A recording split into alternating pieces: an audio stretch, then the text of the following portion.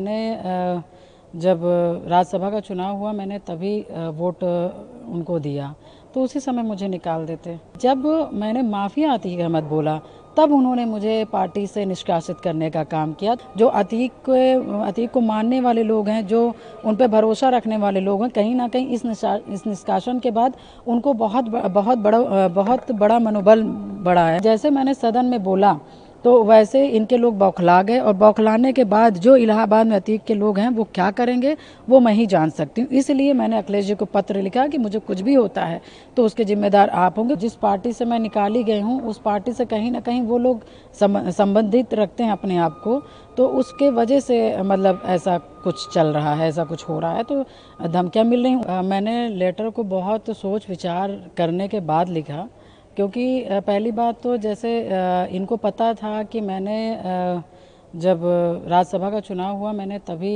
Vote उनको दिया, तो उसी समय मुझे निकाल देते। और उसके बाद जिस तरह से मुझे सदन पर, जब मैंने सदन में अपनी बात रखी और मैंने योगी जी को और उनके नीतियों पर समर्थन किया और उसके बाद उनको धन्यवाद दिया, और तो कहीं ना कहीं जब मैंने माफिया अतीक अहमद बोला तब उन्होंने मुझे पार्टी से निष्कासित करने का काम किया। तो कहीं ना कहीं इतने अपमानित तरीके से जब मुझे पार्टी से निकालने का, निष्कासित करने का काम किया जाएगा, और क्योंकि एक चीज़ मैं बताना चाहूँगी, जब से मुझे पार्टी से निष्कासित किया गया है तो आप देख रहे होंगे कि जो समाजवादी के लोग हैं और जो खास करके जो प्रयागराज में जो अतीक के लोग हैं, जो अतीक को मानने वाले लोग हैं, जो उन पर भरोसा रखने वाले लोग हैं, कहीं ना कहीं इस निष्कासन के बाद उनको बहुत बड़ा मनोबल मिला है। तो मैं इस वजह से, क्योंकि उनके जिस तरह से मेरे बारे में टिप्पणी करना, अभद्र टिप्पणी करना, और मुझे सूचना भी मिल रही, जिस तरह जानकारी मिल रहा है कि उनको एक बहुत बड़ा ताकत मिल गया कि पूजा पाल अब समाजवादी से हटा दी गई है, अब ये हम लोगों की पार्टी है, अब हम लोग जिस तरह से चाहेंगे, जिस तरह से रहेंगे, जिस तरह से हम रहेंगे हम रह सकते हैं और इनको चोट पहुंचा सकते हैं। तो बहुत विचार करने के बाद तब हमने माननीय उनको अखिलेश यादव जी को हमने लेटर लिखने का काम किया, क्योंकि मैं बहुत सी चीज़ें सुन रही हूँ इस वजह से, क्योंकि जैसे मैंने सदन में बोला तो वैसे इनके लोग बौखला गए, और बौखलाने के बाद जो इलाहाबाद में अतीक के लोग हैं वो क्या करेंगे वो मैं ही जान सकती हूँ। इसलिए मैंने अखिलेश जी को पत्र लिखा कि मुझे कुछ भी होता है तो उसके जिम्मेदार आप होंगे, क्योंकि जिस तरह से मुझे अपमानित करके निकाला गया है तो कहीं ना कहीं अतीक के लोगों का मनोबल बढ़ा है, कुछ भी कर सकते हैं। आपने बोला कि आपको धमकी भी मिली है, किस तरह के जो धमकी जो आप कह रही हैं? देखिए, जैसे सदन में मैंने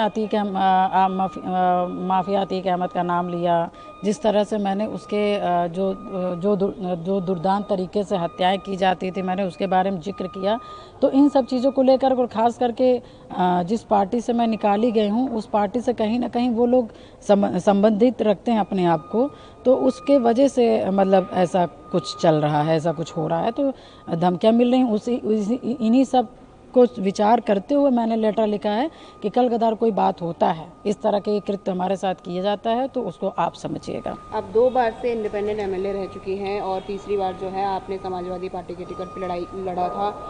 अब आपने जब पार्टी से एक्सपेल कर दिया गया है आपको, आपने क्या सोचा है आने वाले टाइम पे? जैसे कि आपने बोला कि आपने योगी आदित्यनाथ की नीतियों को समर्थन दिया, तो क्या आपको कोई प्लान? बिल्कुल, देखिए ये आज से नहीं है, ये जब मेरे पति की हत्या हुई थी तभी से मैंने संकल्प ले लिया था कि जितना हो सकता है मैं माफियाओं के खिलाफ लड़ूंगी, और मैं उसी पार्टी को सहयोग करूंगी, अपना समर्थन करूंगी, अपने समाज का समर्थन दिलवाऊंगी जो माफियाओं को, जो अपराधियों को बेअंकुश लगा सके।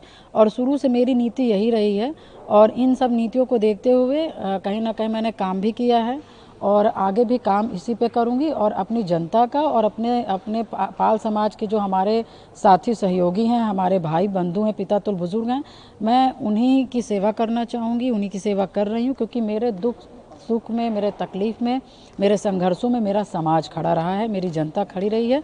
तो अभी आगे का तो मैं नहीं बता सकती कि मैं क्या करूँगी, मगर हाँ इतना मेरा तय है कि मैं अपनी जनता का सेवा और अपने पाल समाज की सेवा लगातार करती रहूँगी, क्योंकि उन्होंने मुझे बहुत ताकत दिया है और आगे का जीवन उन्हीं पे समर्पित एक आखिरी करूँगी। सवाल, अगर मौका मिले तो बीजेपी क्या आप ज्वाइन करना चाहेंगे, क्योंकि आप ऑलरेडी उनकी नीतियों को जो है समर्थन दे रही हैं? देखिए, क्योंकि हमारी विचारधारा और बीजेपी की वर्तमान में विचारधारा हमारी उनकी मिलती जुलती है, इसलिए मैंने उनके कामों के लिए समर्थन किया कि क्योंकि माफिया को, अपराधी पे वो अंकुश लगाने का काम कर रहे हैं और उस पीड़ा से मैं गुजरी हूँ, तो कहीं ना कहीं जिस पीड़ा से मैं गुजरी हूँ उस पर वो अंकुश लगा सकते हैं और लगा भी रहे हैं।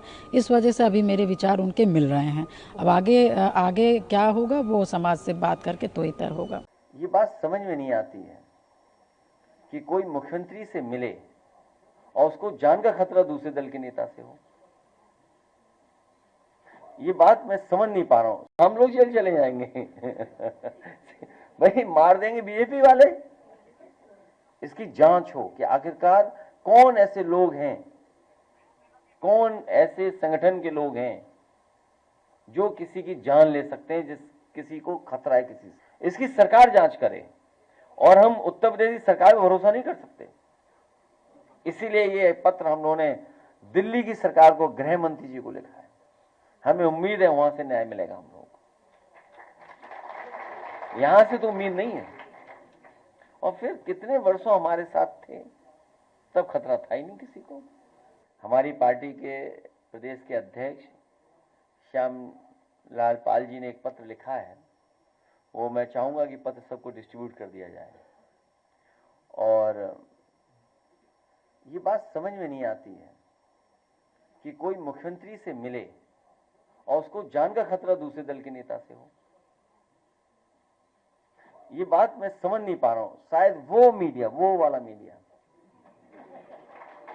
मुझे शायद समझा पाई ये बात। अरे भाई यहां हम लोग जेल चले जाएंगे भाई मार देंगे बीजेपी वाले। हालांकि नहीं बोलना चाहिए हमें ये बात, लेकिन अगर कोई ऐसी बात है किसी के मन में कि किसी से खतरा है, तो हम समाजवादी पार्टी के लोग, हालांकि पत्र में वही बात है कि इसकी जांच हो, इसकी जांच हो कि आखिरकार कौन ऐसे लोग हैं, कौन ऐसे संगठन के लोग हैं जो किसी की जान ले सकते हैं, जिस किसी को खतरा है किसी से। इसकी सरकार जांच करे और हम उत्तर प्रदेश की सरकार पर भरोसा नहीं कर सकते। इसीलिए ये पत्र हम लोगों ने दिल्ली की सरकार को, गृह मंत्री जी को लिखा है। हमें उम्मीद है वहां से न्याय मिलेगा हम लोगों को। यहां से तो उम्मीद नहीं है। और फिर कितने वर्षों हमारे साथ थे, तब खतरा था ही नहीं किसी को।